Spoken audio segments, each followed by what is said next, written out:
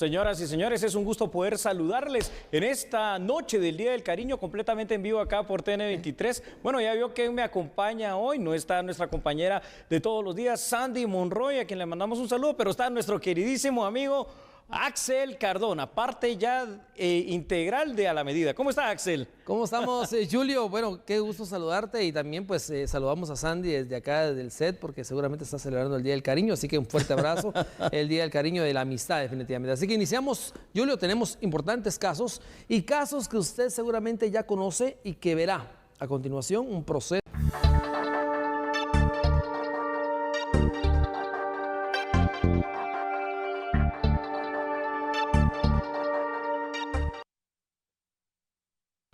A 5 años de prisión inconmutables fue condenado el futbolista Marco Papa por el delito de violencia contra la mujer en su manifestación física. Esto contra su expareja Andrea Aparicio, según lo resolvió el tribunal. Pero Papa recobrará su libertad en 7 meses, pues según los abogados defensores, al futbolista se le aplica la redención de la pena. Ahora condenado, aunque no esté firme la sentencia, ya viene cumpliendo una pena de prisión de 1 año, 8 meses, un poco más y días. Y la pena de prisión fue de 5 años, inconmutables, o sea que tiene que hacer la mitad, más un día, 2 años y medio. Le quedarían 7 meses para cumplir con su pena. Tras su salida de prisión, Papa podrá recobrar su carrera, pues el equipo San Pedro FC está interesado en fichar al jugador. Propuesta que se hizo al inicio del debate, proponernos nosotros como garantes, como equipo, no solo ofrecerle una estabilidad laboral, sino que también que él pueda retomar su nivel para que pueda irse a un equipo que realmente pueda él desarrollarse como tal, no solo a nivel nacional, sino que internacional, porque muchos equipos a nivel internacional todavía preguntan por él. Marco Papa continuará recluido en Mariscal Zavala hasta que se determine en qué centro de privación de libertad finalizará su condena. Además, el tribunal ordenó que debe recibir terapia ante las constantes denuncias de violencia contra la mujer que han existido en su contra. Papa fue detenido el 20 de julio del 2020 por supuestamente escandalizar en la vía pública, en pleno toque de queda. Supuestamente agredió a su exconviviente Andrea Aparicio. Sin embargo, solo fue juzgado por faltas al orden. Pero las investigaciones siguieron. Posteriormente, Papa fue detenido. Esta es la tercera condena que recibe el jugador por violencia contra la mujer. La primera fue en el 2018 y la segunda en el 2020, ambas de 5 años de prisión conmutables. Bueno, ahí lo tiene usted, ¿no? En este caso ya la tercera condena que recibe Marco Pablo Papa en este tema. Entonces, hoy vamos a hacer el análisis porque hoy sí hubo una diferencia, Axel, y esa diferencia es que por tercera vez se le condena a 5 años por el tema de violencia contra la mujer en su manifestación física, pero en esta ocasión esos 5 años no son conmutables, quiere decir que no se pueden cambiar por una caución económica, por dinero, una fianza como le llaman en Guatemala, y luego ya pues recuperar su libertad, sino que terminará de cumplir al menos la mitad de la pena más un día. ¿Qué le parece? Bueno, increíble, definitivamente los que hemos seguido paso a paso el caso de Papa, pues obviamente nos sorprende la situación. Ya lo decía la nota, Julio, es tercera vez que está involucrado en esta clase de situaciones. No lo hacemos tampoco un ángel, pero tampoco lo hacemos un diablo. Es decir, es un jugador que ha sufrido muchas críticas definitivamente en redes sociales y en toda la trayectoria por la situación de los golpes hacia la mujer. Pero la situación acá también es la siguiente, Julio. Si le quedan 7 meses, es decir, se puede planificar totalmente un nuevo episodio en la vida deportiva. Es decir, esta parte no la va a manchar, no lo va a afectar. De hecho, al final de cuentas, digamos que siempre va a ser algo negativo, ¿no? Que esté en el recuerdo, en el récord de Papa, dentro de lo que se puede de alguna manera llamar el común denominador del pensamiento social de los guatemaltecos. Pero lo bueno en este caso, porque todos al final de cuentas tienen derecho a una segunda oportunidad, ya Marco Pablo Papa, al salir de esta prisión o de esta condena, que por el momento está en Mariscal Zavala, no sabemos dónde lo va a terminar de cumplir, ya tiene un contrato con un equipo de fútbol de la segunda división, precisamente San Pedro FC se va a ir allá hacia Sololá, al bello lago de Atitlán, para volver a recuperar de alguna forma lo que él fue. Sin embargo, parte de la condena también que lleva es el hecho de que pueda tener un tratamiento en la parte psicológica y bueno, tratar de evitar y de rescatar que estos episodios negativos que han pasado ya 3 veces en la vida de Marco Pablo Papa, al menos a nivel nacional, no se vuelvan a repetir en beneficio de él, ¿no? Claro, y es que tampoco descartamos que no sucedan más casos similares, pues, es decir, que vengan otros jugadores involucrados en lo mismo, porque si este caso trascendió, pueden trascender otros más. ¿Por qué no veamos algunos datos para que la gente que tal vez no conoce el caso, cómo se fue llevando, claro, pues ya tenga una idea? Esto es muy importante, Axel, claro que sí. Esta es la segunda vez, bueno, al menos en estos últimos 2 años, porque en el 2018 fue, digamos, la primera, que es Marco Pablo Papa condenado por el delito de violencia contra la mujer en su manifestación física.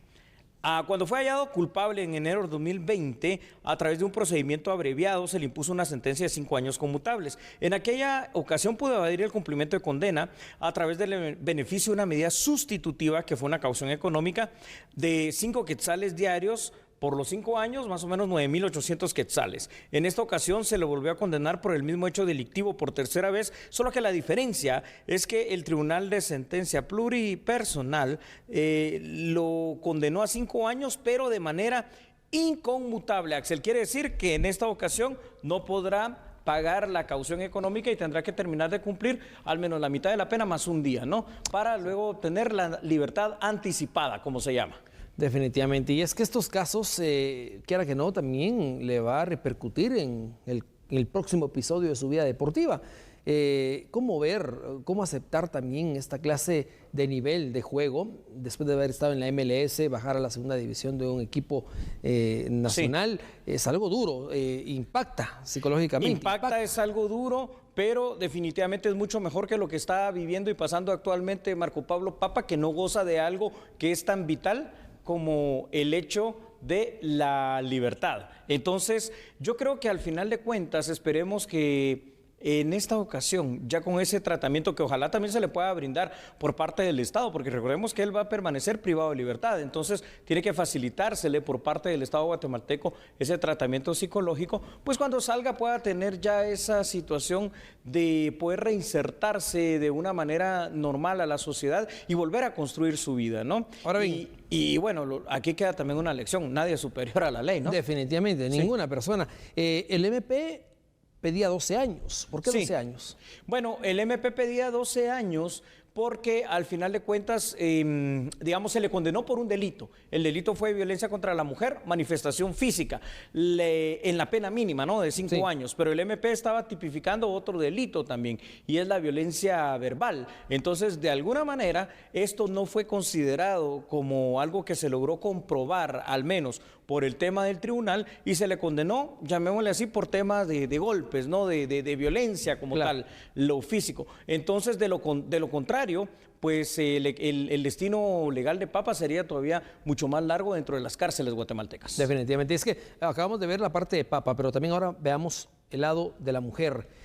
¿Cuántas mujeres también obviamente sufren de violencia como esta, como tal, pero no se animan a denunciar y porque temen también represalias o que los procesos no lleven un adecuado procesamiento como este? Claro que sí. En este caso, por lo menos particular, la víctima, ¿no? Ya, pues, al menos así comprobada en juicio oral y público, porque ahora sí Marco Pablo Papa fue citado, oído y vencido, pues es Daniela Aparicio, quien tuvo precisamente ese valor, llamémosle de esta forma, de plantear las denuncias correspondientes ante el Ministerio Público, de seguir el caso y de llegar hasta estas instancias. Lo que al final de cuentas tenemos que aprender como sociedad es que tenemos que ir construyendo, ¿verdad, Axel? Una cultura de paz paralelo a algo que es bien importante. ¿Y sabe qué es eso importante. Hay mucho estrés, hay mucha tensión, hay muchas cosas que pueden encender y caldear los ánimos en cualquier momento sin que esto sea un justificante, pero se necesita también que se le preste apoyo por parte de la sociedad guatemalteca y atención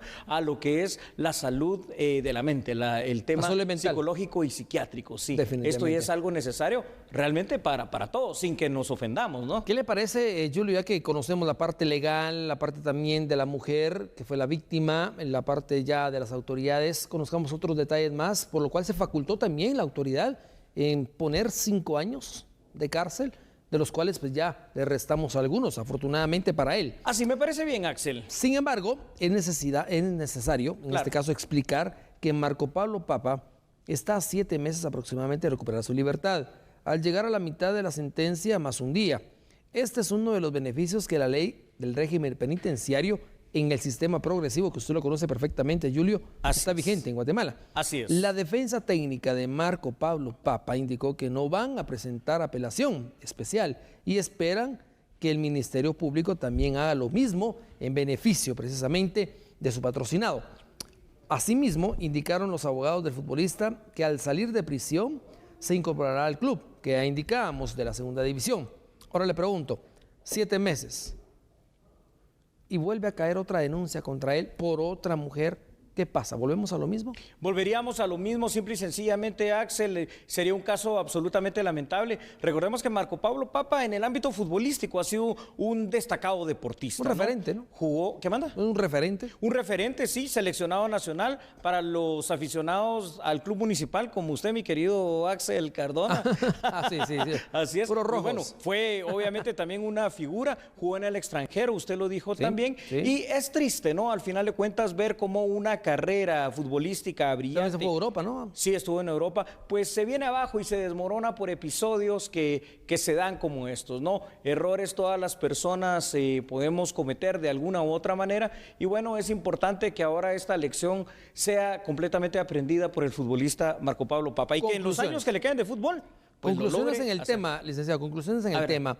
Usted dijo algo muy importante. A ver, Axel. Nadie es superior a la ley, definitivamente. Ni siquiera la persona, pues que no tiene las condiciones, tal vez, para pagar un abogado, que tiene que utilizar el abogado de la defensa pública penal, pero él tenía también abogados y tampoco lograron esto. Es decir, la ley es clara. Lo que pasa es que el que es culpable es culpable, ¿no? Sí, no, y el índice de condenas en violencia contra la mujer es más o menos del 99.9%. Entonces es también absolutamente difícil el poder tener una situación de una defensa mejor. En este sentido, entonces, y para ir, como usted dice, concluyendo este tema, entonces lo que vamos a decir es lo siguiente: ya está. Se juzgó a Marco Pablo Papa, no se van a dar las apelaciones de ninguna ni de otra parte seguramente, y ahora hay que esperar que esta persona, es decir, Papa, el futbolista, pueda realmente rehabilitarse, encontrar esa segunda oportunidad y nuevamente serle útil a esta sociedad. Y para todas las víctimas de este tipo de situaciones, ahí lo tiene usted, la denuncia como la mejor arma.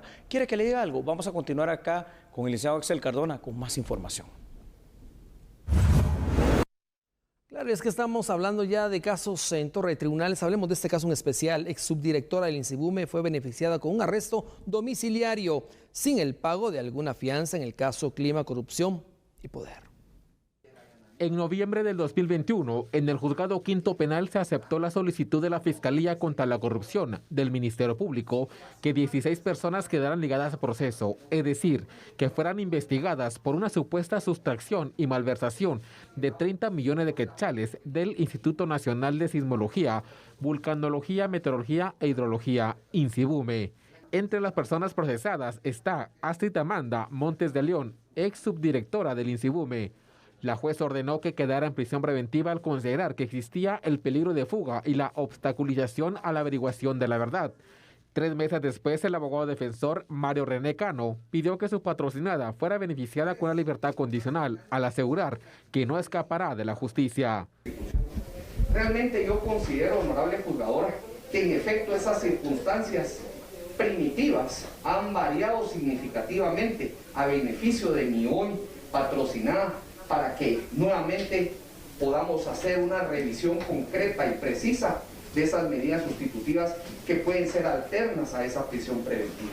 La jueza del caso Clima, Poder y Corrupción, Judith Secaida, aceptó la petición del abogado defensor y resolvió beneficiar a la acusada Astrid Amanda Montes de León con una medida sustitutiva, es decir, modificó la prisión preventiva por un arresto domiciliario sin el pago de alguna fianza económica. Este mes o en marzo, la Fiscalía contra la Corrupción debe entregar la investigación final y en la segunda fase del proceso penal se discutirá si los procesados podrían enfrentar un juicio por la supuesta malversación de 30 millones de quetzales a través de 9 contratos irregulares.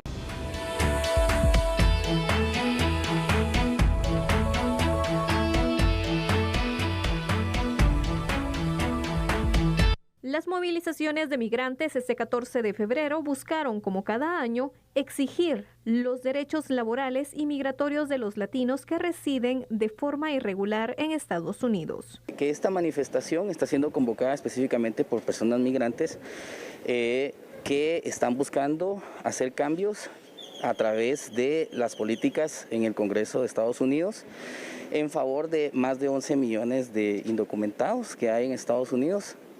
Porque pues a raíz de todo este problema que hay con lo de la pandemia, hay muchas personas hay muchos lugares donde se necesitan trabajadores, pero no hay ningún beneficio, hay retrasos en los permisos de trabajo, no están aprobando muchas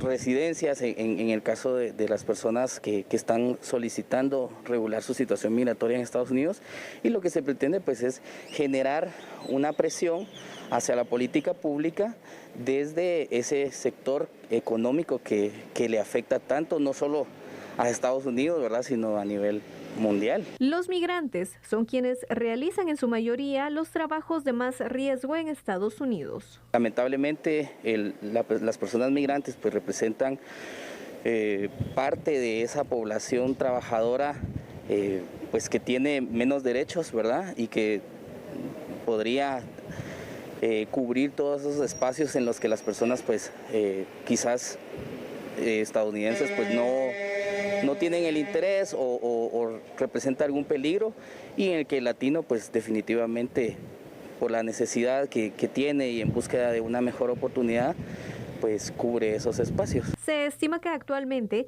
hay entre 3 y 4 millones de migrantes guatemaltecos viviendo en Estados Unidos, que son los que envían remesas al país, y estas reflejan más del 15% del Producto Interno Bruto.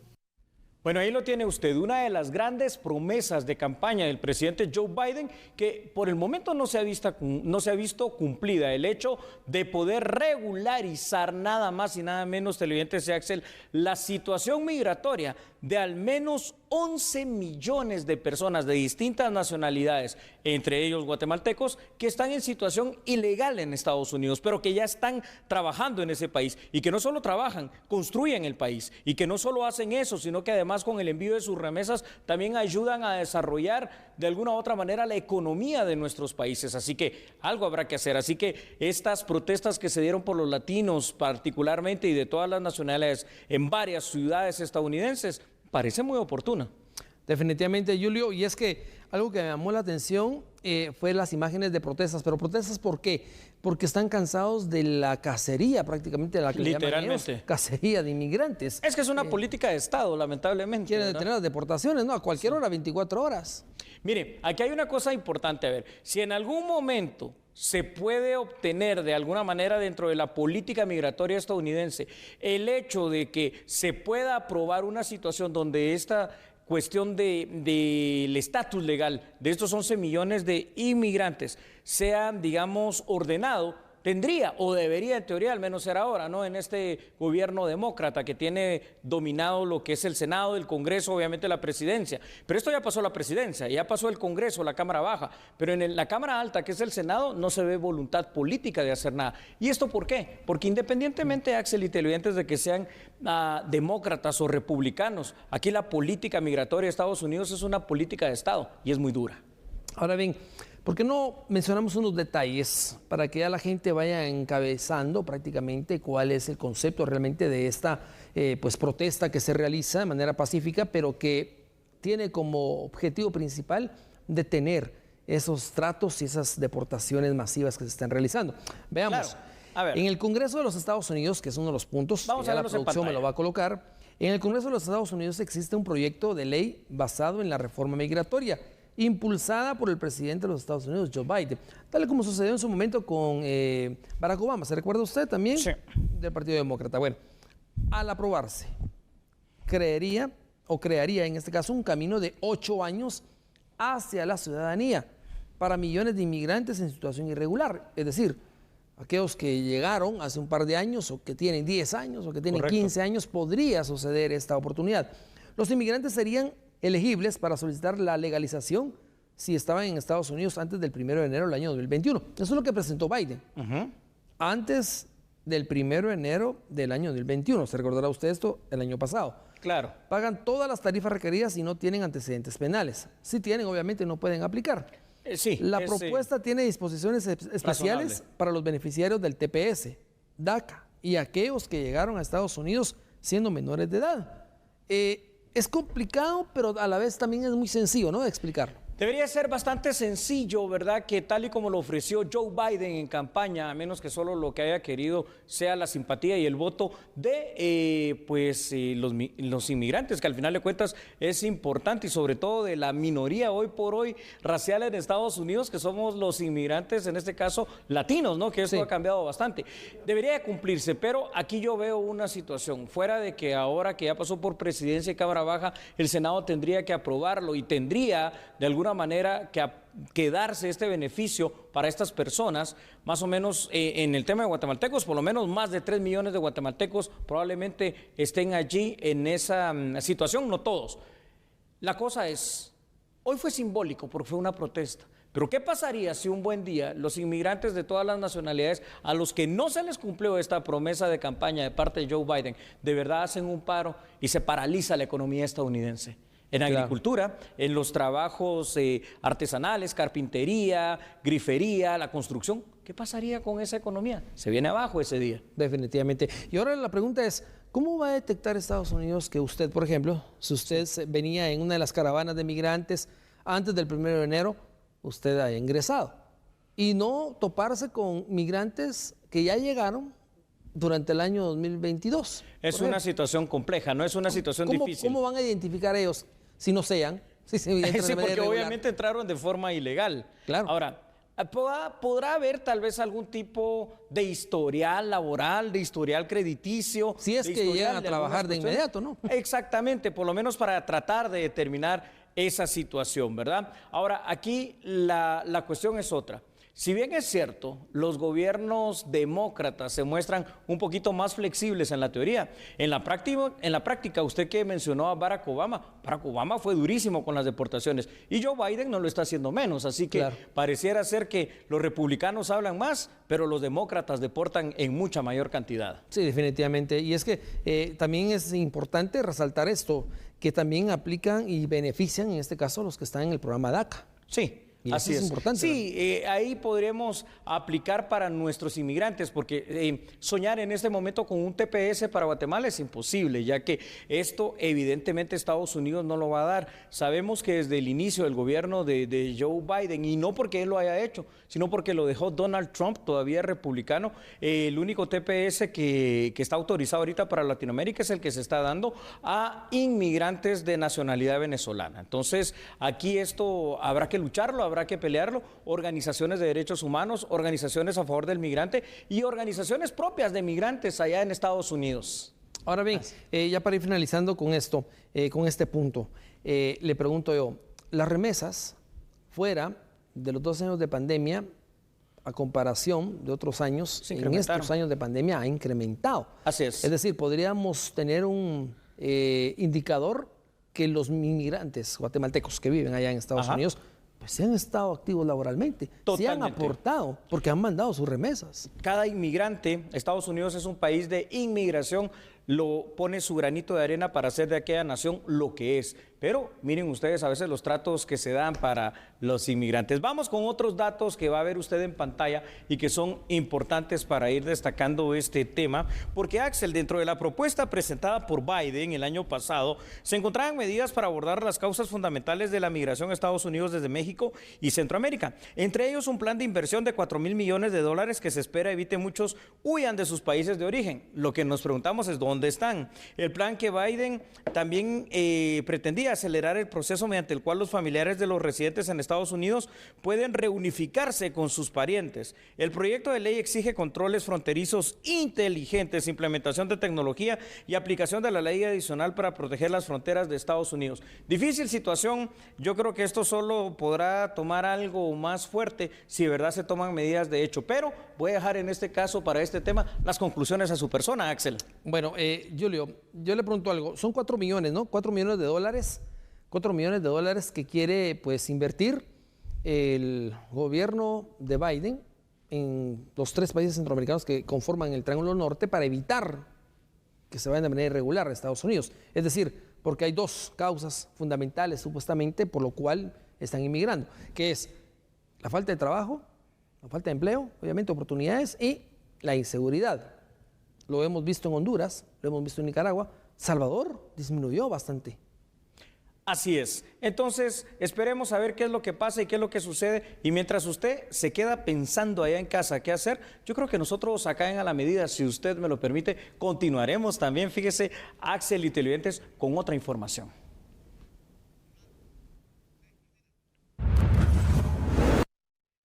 ¿Usted se ha preguntado en alguna ocasión cuánto podrían pagar los guatemaltecos por utilizar el aerometro? Bueno, las autoridades correspondientes se reunieron el día de hoy con diputados a efecto de analizar esta iniciativa de ley que busca implementar en nuestro país este sistema de transporte. Y aquí tiene la información, por supuesto.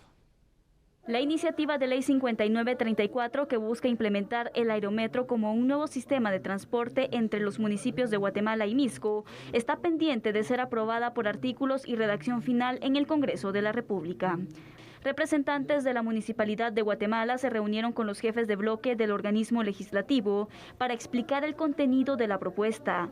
Una de las consultas de los diputados fue: ¿cuánto deben pagar los guatemaltecos por usar el aerometro? Si usted va del Trébol hacia el Molino de las Flores, deberá pagar 6 quetzales, pero si su ruta es del Trébol hacia la Plaza España, el pasaje será de 4 quetzales, y de la Plaza España hacia el Molino de las Flores, usted deberá pagar 10 quetzales. Este proyecto tendrá un financiamiento privado. El Estado con este proyecto en los 25 años tiene proyectado recibir 3.482 millones de quetzales. Esto lo podemos desglosar con 1.927 millones de quetzales en impuestos que la empresa va a pagar al Estado, impuestos de importación, impuestos al valor agregado, impuestos sobre la renta, en una estimación que se ha tenido sobre los flujos que permiten la viabilidad financiera, se estiman en 1.927 millones de quetzales.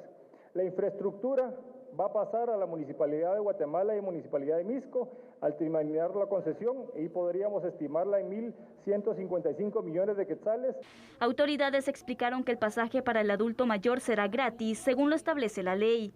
Además, indicaron que este tipo de transporte disminuye en un 80% la emisión de gases.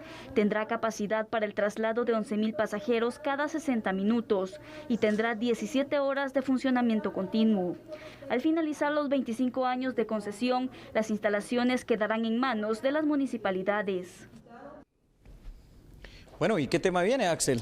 Bueno, viene un tema interesante. Recuerde usted que hay denuncias que ya tienen un procesamiento bastante efectivo, y ahora hay una denuncia específicamente contra el diputado Aldo Dávila por delitos de femicidio que llevó precisamente la ministra de Educación. De esto y más le hablaremos al regresar. Bueno, entonces el tema de violencia contra la mujer continúa. No cambie, porque recuerde en casa que nosotros somos A la Medida.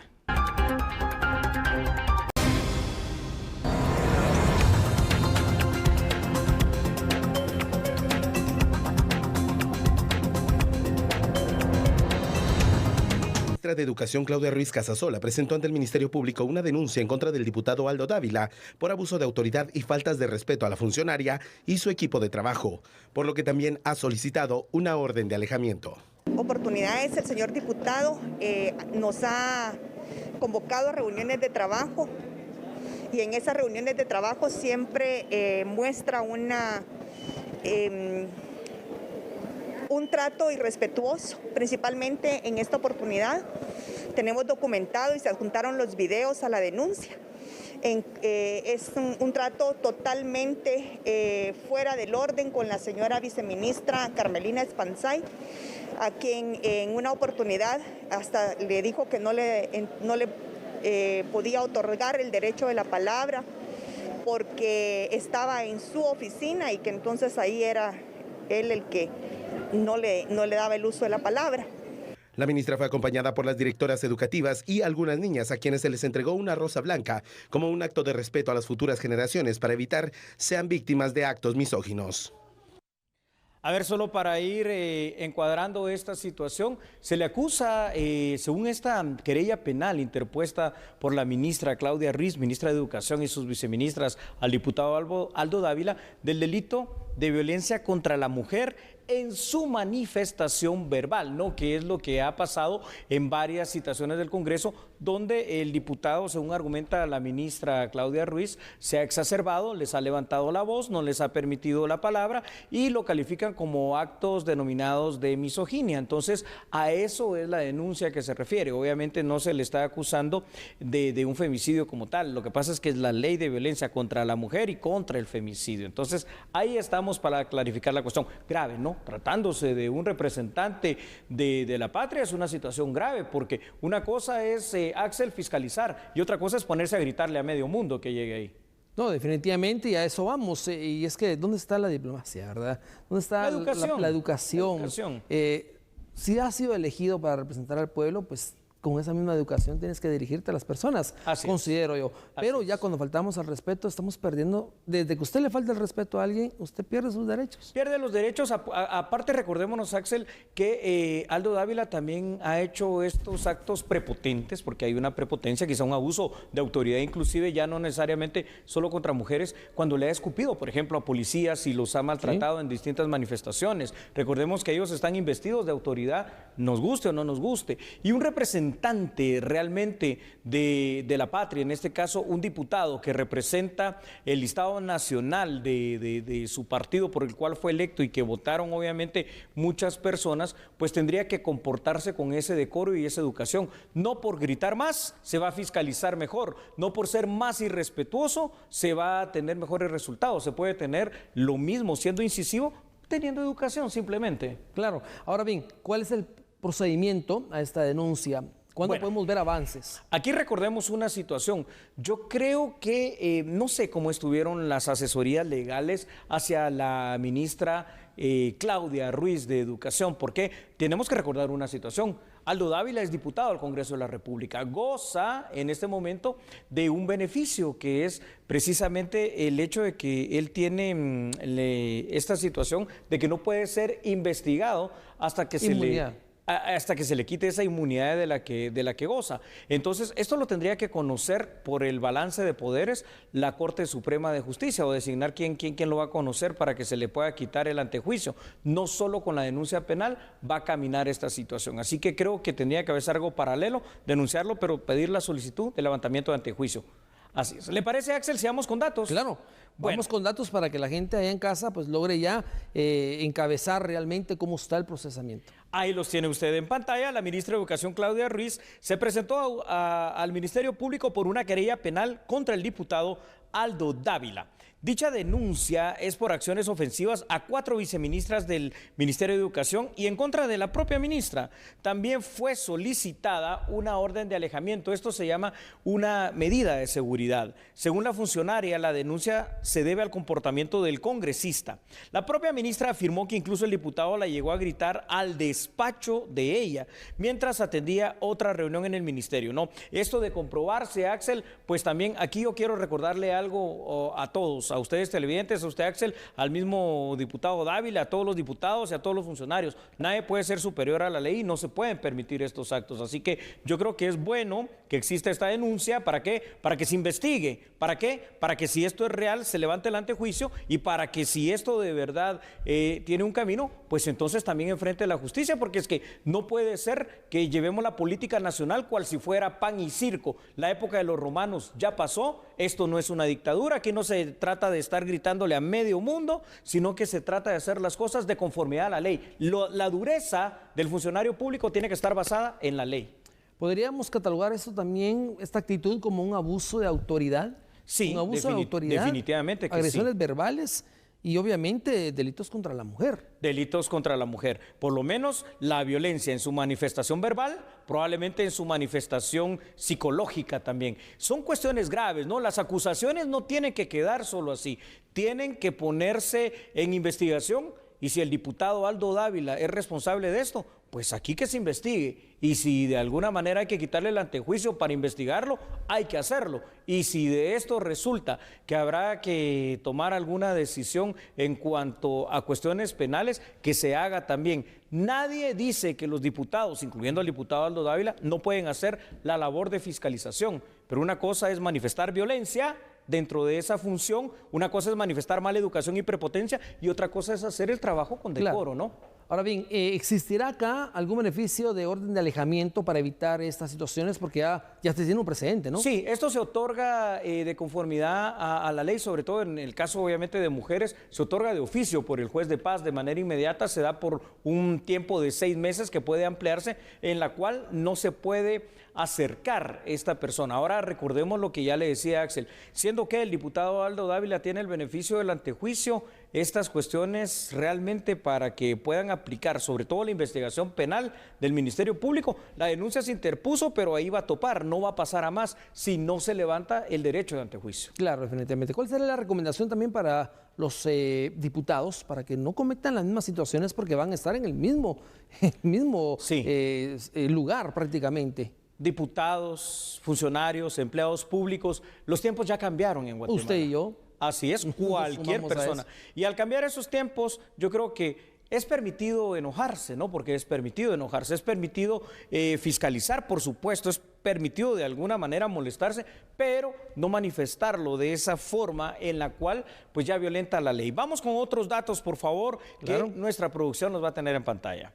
No es la única denuncia, escuche usted, Axel, que enfrenta el diputado Aldo Dávila en su contra. El ministro de Cultura y Deportes, Felipe Aguilar, también denunció al diputado por discriminación. Por este caso, la Corte Suprema de Justicia dio trámite a un antejuicio contra el diputado. O sea que lo que habría que esperar es que esta nueva denuncia dé trámite a lo mismo, ¿no? Al levantamiento de antejuicio. Aunque si ya se le levantó, se puede investigar. Y este es un dato que sí quiero aclarar. Además, existe una denuncia de 2 agentes de la Policía Nacional Civil que señalaron malos tratos y agresiones verbales en su contra. En ese caso, la Corte Suprema de Justicia también dio trámite a la solicitud de antejuicio. Y si en este caso se va por la misma vía, que así debería ser, pues también se va a poder investigar esta situación. Peligroso, fíjese, Axel, porque de una función de estar tratando de controlar las cuestiones y fiscalizar, puede pasar ahora Aldo Dávila del acusador al banquillo de los acusados. Bueno, ya en un momento, en una ocasión se solicitó retirarle la inmunidad. ¿Puede suceder esto de nuevo? Ya se le quitó 2 veces, con lo cual yo considero que el camino a seguir tiene que ser y no solo para Aldo Dávila, tiene que ser realmente para todo funcionario y empleado público. ¿Sabe por qué, Axel? Porque al final de cuentas, ustedes tienen que recordar algo. Nosotros, como ciudadanos guatemaltecos, según el artículo 5 de la Constitución, podemos hacer todo aquello que la ley nos permita. Digamos, no nos prohíba, así lo dice. Mientras que los funcionarios públicos, si usted lee el 151 al 155 de la Constitución, solo pueden hacer lo que la ley les permite y no salirse de ese rango de actuación. Definitivamente.